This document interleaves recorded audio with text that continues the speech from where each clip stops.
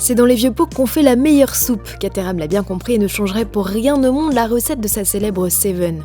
Depuis plus de 50 ans, elle sillonne les routes avec ce profil atypique reconnaissable entre tous, des roues avant déportées de part et d'autre d'un capot incroyablement long et un cockpit installé à même l'essieu arrière. D'apparence donc rien ne change, en revanche côté mécanique, une petite révolution a eu lieu. En plus de gagner 15 chevaux, la Seven de milieu de gamme, désormais baptisée 275, peut recevoir une boîte mécanique à 6 rapports.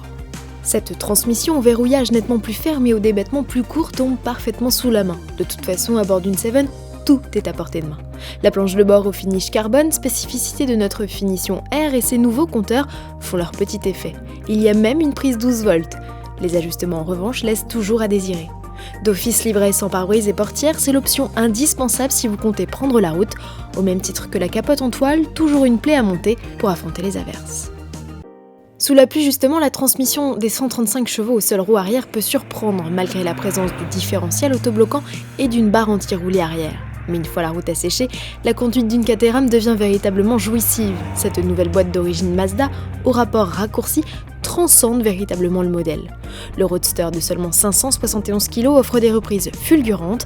Ajoutez à cela un centre de gravité extrêmement bas et une direction non assistée, et vous voilà comme dans un kart.